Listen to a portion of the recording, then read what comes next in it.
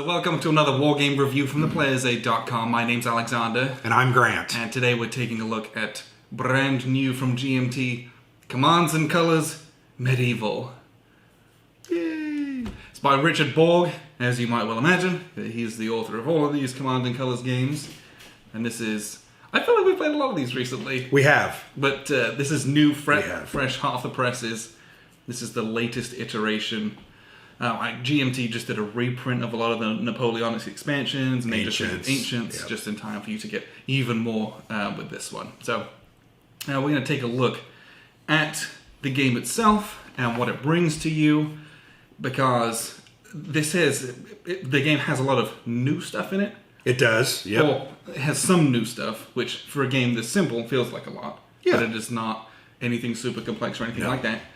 That's not in the DNA of CNC. It's not what it's meant for. No, but they put some nuanced changes in it, and it's enough to kind of release a new title for it, and to give you a slightly different period to play in. Yeah.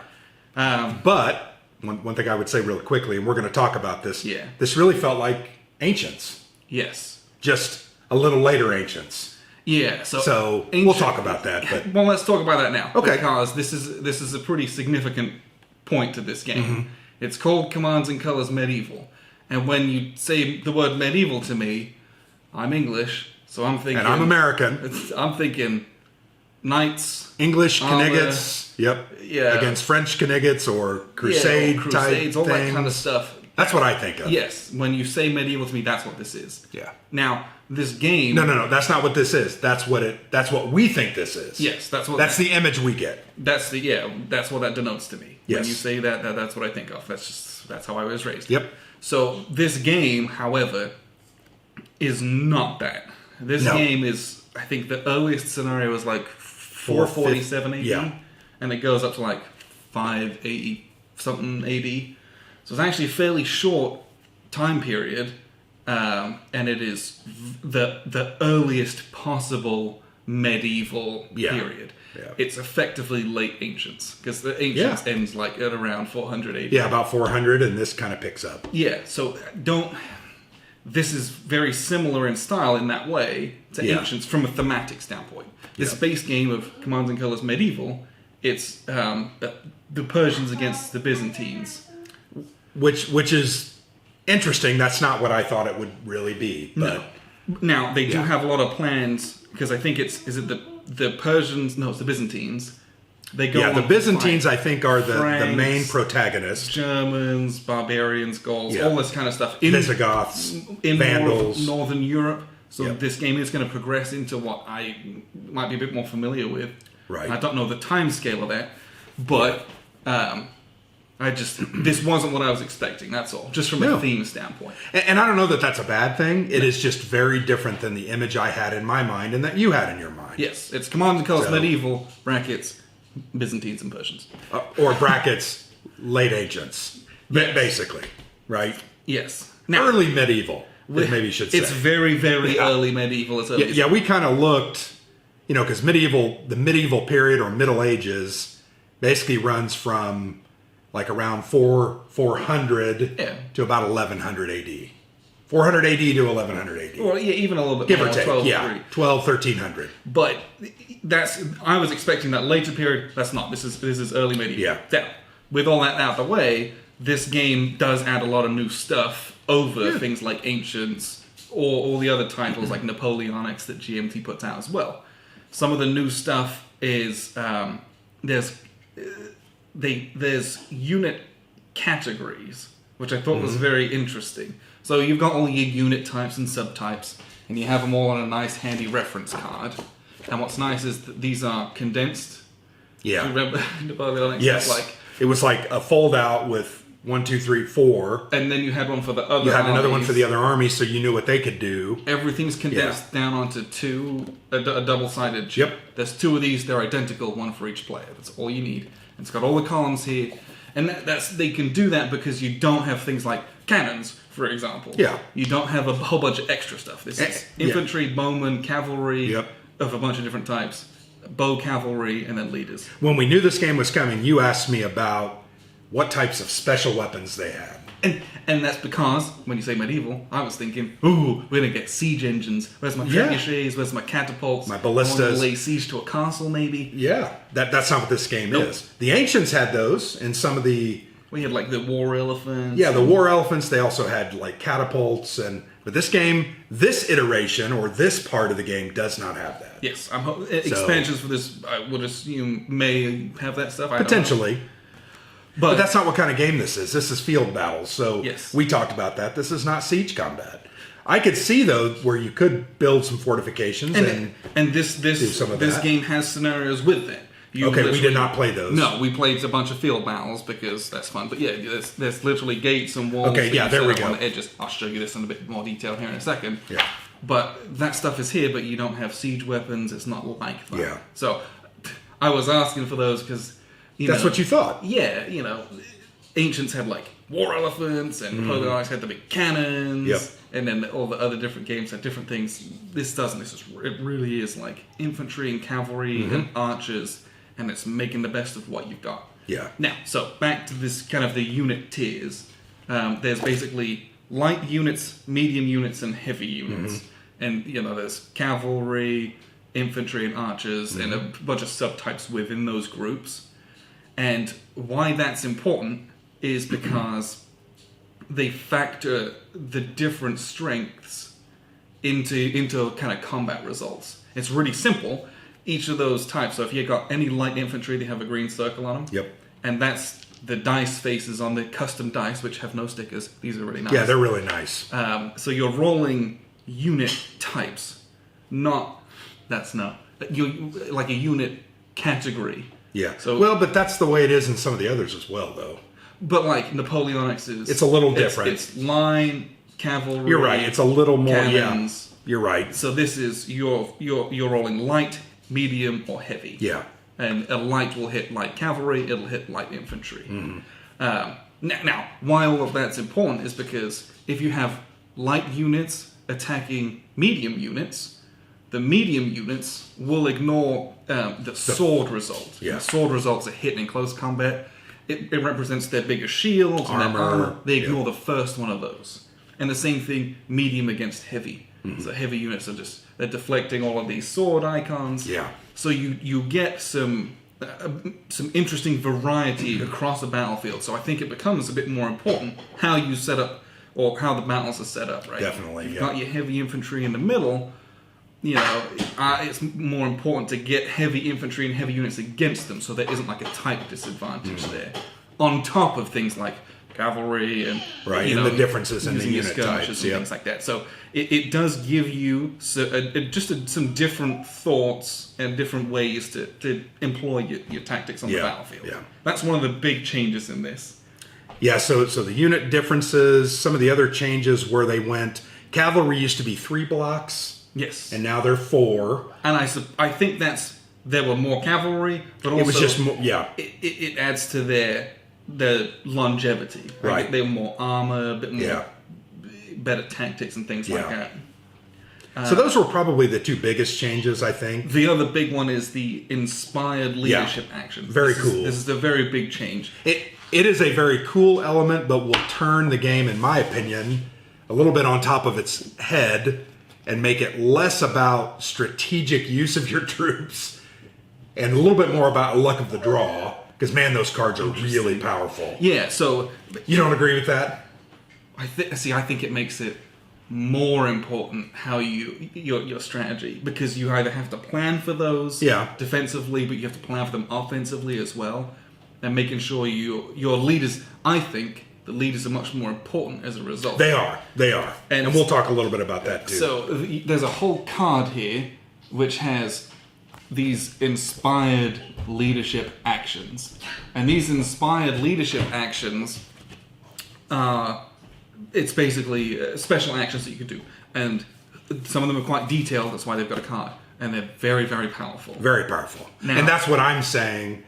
If you draw 2 or 3 of those and you have the appropriate inspired, you can literally, I think, win the game in a couple of rounds because it can be really devastating. You can make some significant strides. You literally wiped out my entire left flank the last game we played with one of those. With my mounted charges. Yeah, it was awesome. Like, it was awesome to see, and I'm like, holy crap. Yes. That was amazing. So the cards, you got your normal kind of advance on the left and one in each section and all that.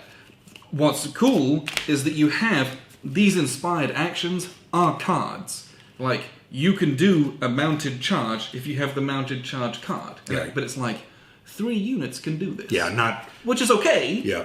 And it's a cool thing to do. With the inspired tokens and your leaders, you can do 5 or 6 units. Yeah, so what's new is it's a leadership right section. So it says, the leadership's the important part. So it'll tell you if you have a leader and he's got units in his hex and in adjacent hexes, it's like up to 3 adjacent hexes away. If you have contiguous units, they will pass the orders down the line. And that's the key. They have to be contiguous. There can't be a gap in the line and jump that line to include another unit just because it's in that radius. You can activate all of those guys. I mean, you can start getting into tons, because your contiguous units can cross into the next section. Yep. So if you have like a leader plus 3 hexes away, which I think was the most, I mean, you could activate 9 units in theory if you've got a whole bunch of guys. More if you had them all bunched up. Yeah. And then what you do is you have a little bank of tokens, which your scenario gives you some, and there's a couple opportunities to pick up more, but they're pretty scarce. Yeah. You play your leadership card, you activate a whole bunch of dudes, and then you spend one of these to give you this extra action, and the extra action applies to everyone that's activated. And they're frankly devastating. Yeah. Whereas my little mounted charge card, it's very powerful, but it's only 3 units. 2 or 3 units. Whereas if I have my inspired leader and I do an inspired leadership action, I'm doing that mounted charge with like a ton of units. And I'll go back to that very early in our game. I think you had 5 units that were... I want to say it was 5, yeah. And literally they all came sweeping down. The heavy's got 2 additional dice, and the medium's got an additional... The super heavy's got 2 additional dice, it's just everyone else got 1. Wow. And the super heavies could move an extra space. Yeah, so that was very, very powerful. And I do agree with your statement that the strategic use of those cards becomes very, very important. And there were times in the game where I'm like, I know I've got this card, and I know I need to do with it. So I would spend a turn making sure I had the contiguous lines and I had my leader in the right place to maximize the amount of people I can activate. Well, and I told you during that game where you moved like 3 or 4 units into the center. Yes. And I could see, and I'm like, one of 2 things is going to happen. He's got a lot of cards in his hand that say center. Or you had one of those leadership cards. And it was definitely the last. And you were trying to get 5 or 6 units. And I was like, I really like that. I really liked that part of that. I will go back to my original statement. It does make it what I would consider to be, while it's strategic, that randomness of drawing those cards turns this more into, I think, an even lighter affair. But that's my opinion. Interesting. Because you drew 2 or 3 of those at the beginning. Yeah. And you use those very well. And it's like, I didn't even see one of those till later. Yes. And that's what I mean by a game can swing on turns those. it into a little more of a swingy, dice chucking affair. Which, and again, that's what I mean. Dice chucking in this game is much nicer because they're custom dice. Yeah, they're really cool dice. I can't speak enough to that. I'm really glad they included those in the game. But I really did like these inspired actions and those leadership cards. I thought that was a very neat addition to the system. The reality is you can't keep chucking this thing out and slapping a label on it. Commands and colors, whatever. You got to do some changes, and I think they've done a good job of making some additions to the system. And they really did a good job with that. So the other thing I know I liked in the cards, they did have a lot of... I felt they were newer cards that moved the certain type of units. And light, heavy, medium... I like those. Yes. Now, when you get a hand where you have 2 or 3 heavies and you've only got 1 or 2 heavies on the board, that comes back to that. It's a little more random, but I like that element because it gave you more options. They didn't have to be on the left flank or the right flank or the center. They could be anywhere. I enjoyed those cards. And it's just something that's a little bit different from the other games. Like the other games, you'd be like, move 3 cavalry units. Or move 4 infantry units. This is like move a bunch of heavy units. And they could be infantry, so cavalry, you get or some archers. So that was just it's just different. It's something that was cool. That's new. But once again, I felt like my hand got clogged up a little bit early on with those. But I think they all came with, if you don't have heavy units, you can move one unit. Yes. I think they did all have that. So that was kind of another change that I thought was good. Once again, you got to put some new things in these systems because it's just churning a game out. Yes. If not. And I think they've done a good job of doing some of that. Yeah, and this is the kind of part where I'm like, oh, I wish you could get the inspired leadership in some of the other games. It would make for an interesting game. Module that you could add on and tack on some other ones. Well, there's nothing to say you can't go online and do your own research you could probably and make your own cards. And I'm sure C3I will probably end up doing some new scenarios. Roger, maybe go back and do inspired leadership with some of the ancients or others, because that was a cool element. I enjoyed that. It was very fun. It just gave you something extra to think about. Yeah. What I'll do, I think I'll show you the board and show you some of how the combat works and bits and pieces, because there's some differences to what we were used to with just what units can do, basically. Yep. We'll show you that and we'll come back and wrap up with a few final thoughts. So here's a look at the map, and as you can see, this is both a very typical Commands and Colors map, big open space with hexes, but this is also, it kind of looks like an Ancients map. Little river on the side, tiny bit of terrain, huge open plains. Now, this is just the scenario that we've got set up. There's a ton of scenarios in here, and a bunch of them do have some good terrain. This is the one we played right here. But a bunch of them do have good terrain. Like you have fortifications outside of things, but there's still a lot of generally open spaces for doing combat, fighting on and around a hill. So it gives you a lot of open space to wheel your cavalry around, to advance.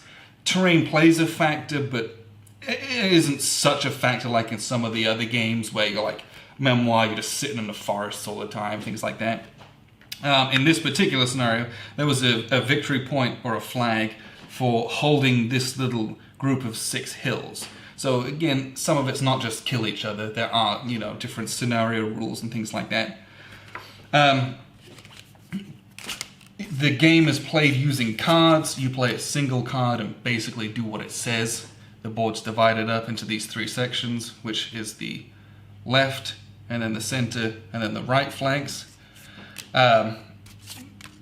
So this one is Scout. It's basically move one unit or leader wherever, and then you get to do some extra stuff afterwards with picking cards. It's really simple. You basically do what it says. Issue an order to one leader or unit. So we'll issue an order to this guy. This guy he's got a leader attached, but here he has this little red square on him, which means they are a heavy cavalry unit. And this is actually a super, let me just check, yep. I believe this is a super heavy cataphract cavalry unit. So he's basically the strongest cavalry unit in terms of armor and arms. If we look over here, this little group this is bow cavalry, this is light bow cavalry. The light units have a green circle on them. Back over here. And we have some medium guys. A lot of my medium guys died in this one. They have the blue triangle in the corner there. And that's how the units are kind of divvied up. It's the unit kind of strength / quality. And if you look at the dice, again, a beautiful custom dice, none of that stickers. It's a red square, a green circle, and a blue triangle. Now, in previous iterations of these games, you'd have like an infantry symbol would hit an infantry unit, and a cavalry symbol would hit a cavalry unit. This is not the case. This green circle is going to hit a light cavalry unit like that, but it's also going to hit a light bow infantry like that, and it's also going to hit, I got light auxilia like that, and then there's light, I think there's some light normal cavalry somewhere. These guys are light normal cavalry. So, it's just a slightly different iteration of how the combat works, and it changes who you attack and what. And I felt myself thinking about that a lot more. So there was a little bit more depth I felt in the attacks that I was doing. So we're using this guy. Basically, my heavy cavalry can move 2 spaces. So we're just going to go 1, 2.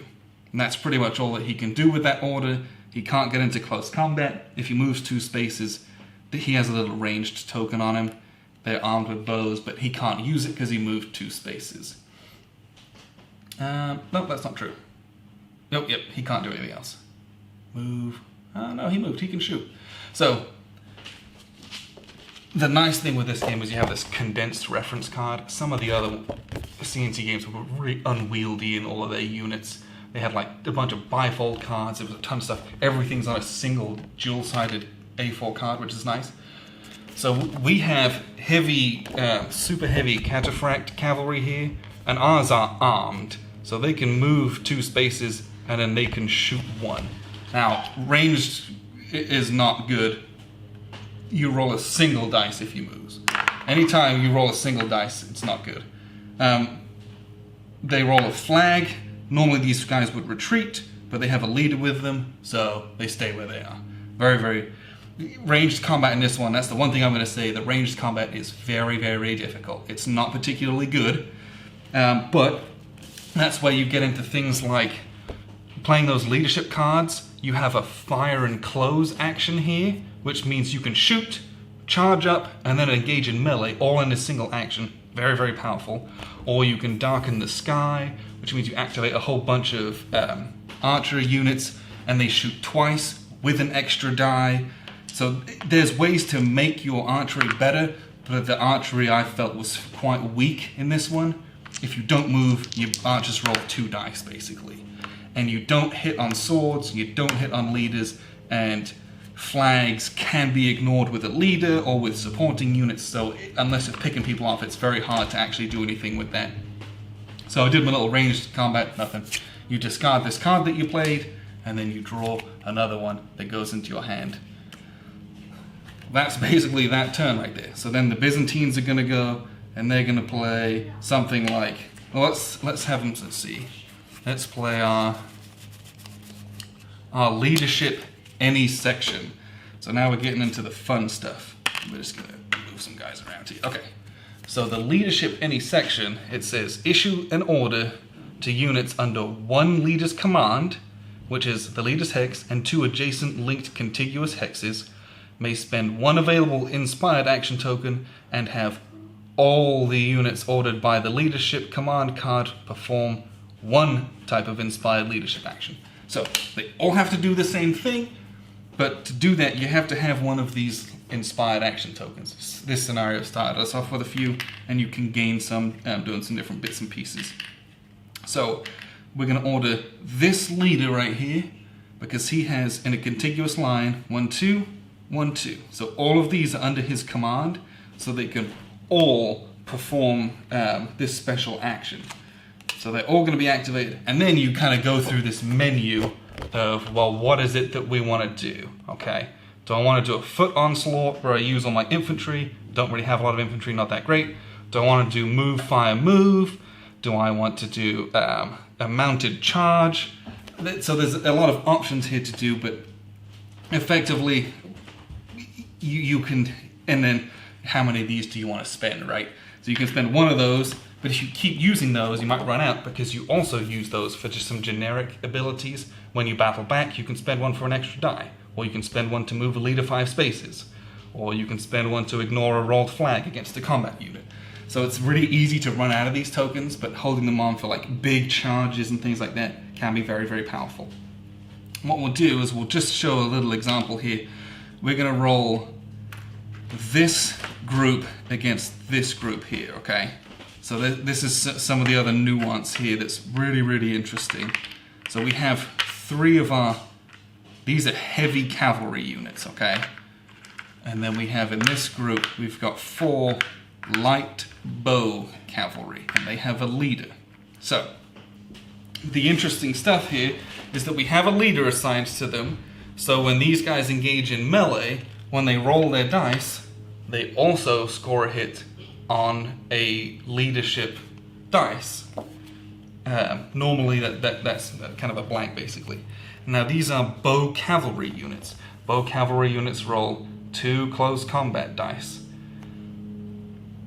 So we have 2 close combat dice to roll. Well, that's not great. But we're going to hit on a red square, and we're going to hit on a leader symbol. Normally in close combat, you would hit on a swords, but these aren't particularly able swordsmen because they're horsebound archers. So that's not the case in this one. So really we're looking for these kind of results. What we're going to do is we're going to roll the 2 dice. And we rolled, again, we ignore that. And this is a nothing, right? Doesn't match this symbol. So that was a pretty pathetic attempt at a close combat. Now, the Persian player is like, well, I'm going to give this a good go. So they're going to battle back. Battle back is free. You just say, I'm going to battle back.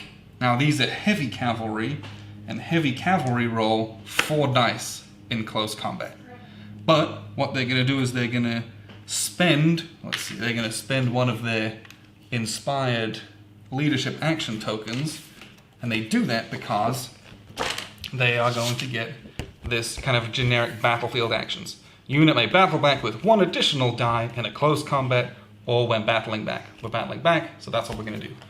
So they're going to roll 5 dice, and they are looking for green circles and sword icons. They're not looking for leadership because they don't have a leader with them, so leader icons don't do anything. So we roll the dice. So we roll 2 leaders, which are blank, but we roll 2 green symbols. They match, so those are hits. So we're going to remove 2, and we rolled a flag, which is a retreat. So we're going to, let's just put these back. So we basically kill half the units, and then they have to retreat 2 spaces. So they're going to retreat 2 spaces back to their side of the board. Pretty good for not being our turn, but it cost us one of our very important inspired leader tokens there. So if we had done that attack with all those same dice rolls, but it had been these non-bow units, let's say we had rolled something like this. If these guys are attacking here, they're still light cavalry, so they still only attack with 2 dice in close combat. But if we roll this, what happens is that we do 1 damage, because we did a direct hit, basically. Now, this is where this kind of armor category comes into play. The green units, they're weak units. These heavily armored ones are very, very powerful. And if we look at our little unit display here, it says 1 sword from foot and 1 sword from lower classes, so medium or light are lower classes than heavy. We can ignore that.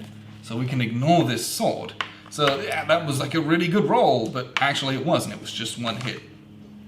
So who you attack with what and the order of operations in which you do stuff is very important in this one, and it's something that I enjoyed as a bit more, it's not overly complex, but it was something extra to think about in this game.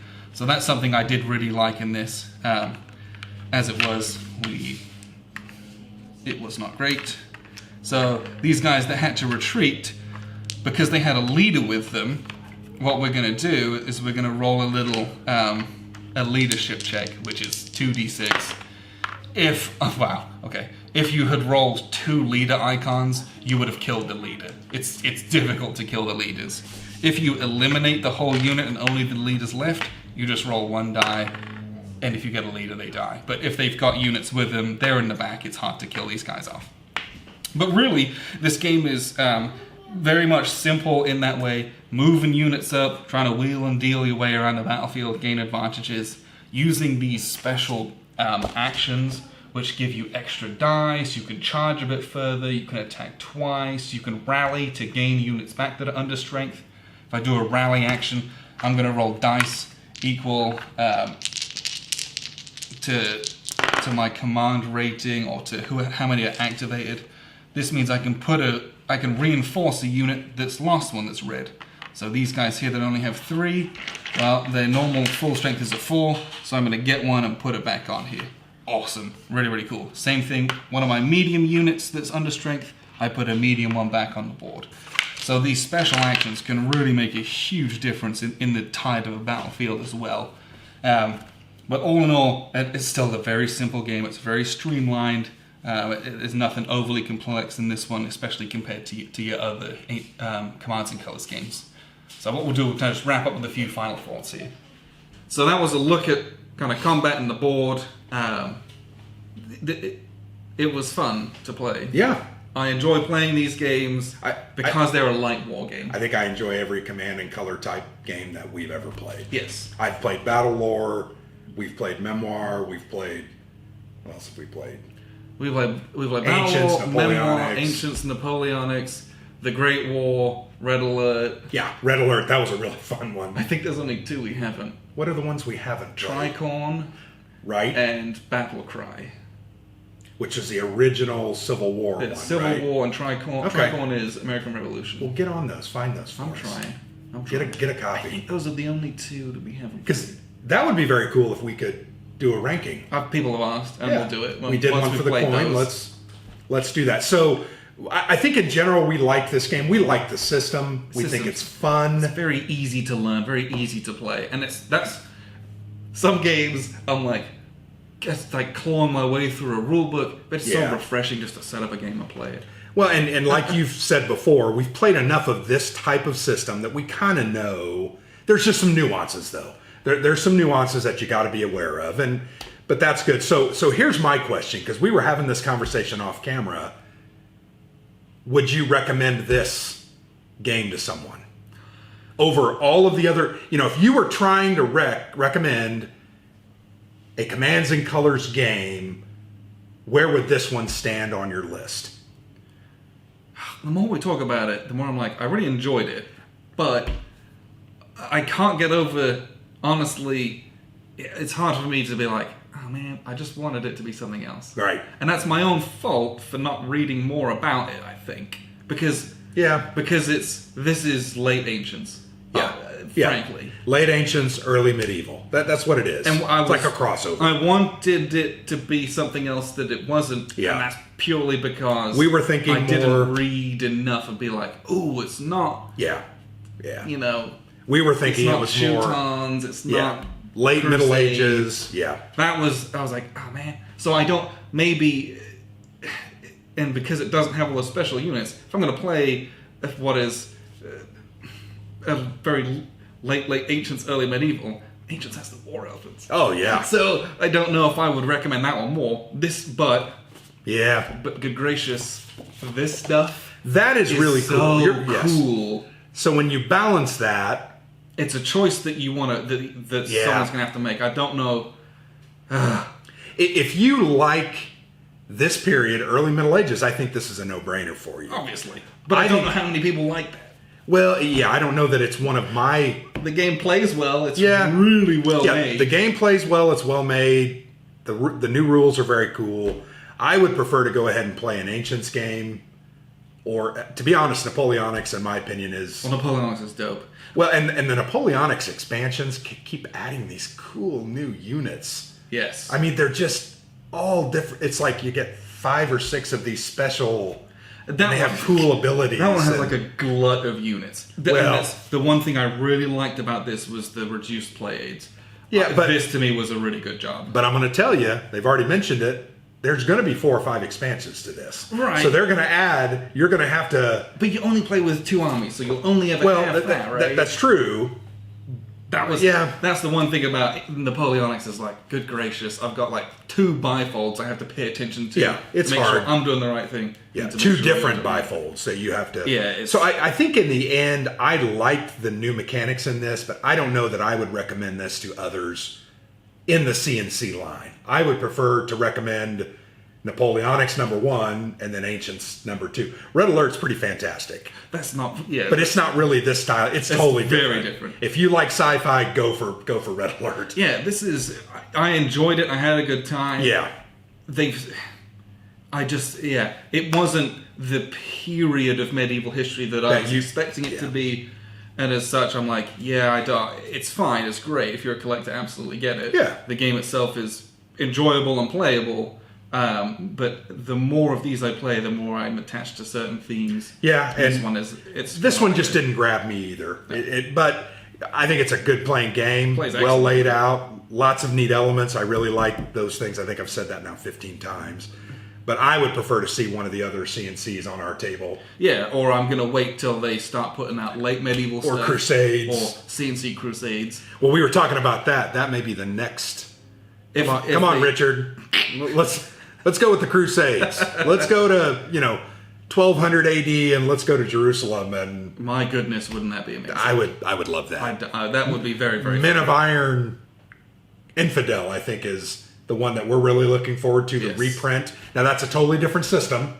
Men of Iron system, right? Yeah. But it's Crusades, and I'm so excited about that. But anyway. Yeah, I was expecting a different period of history from this, and so the theme didn't grab me as much. Agreed. The scenarios I don't know much about. You can learn the history playing them, but... And isn't that part of why we play games? Yeah. We like to learn. The other part of it is that I like to play them for fun, and this was still very fun to play. I got destroyed, but it was still fun. Yeah. I had a good time trying to figure out how to use my units, a good time trying to figure out how to make it so you couldn't use your units right. It's a good time. Yes. Definitely. So, this is Commanding Colors Medieval from GMT. This is hot off the press. It is very much still available if you're watching this. Yeah. So... if you're interested, go out and get it. Appreciate you guys tuning in. I've been Alexander from thePlayersaid.com. And I'm Grant.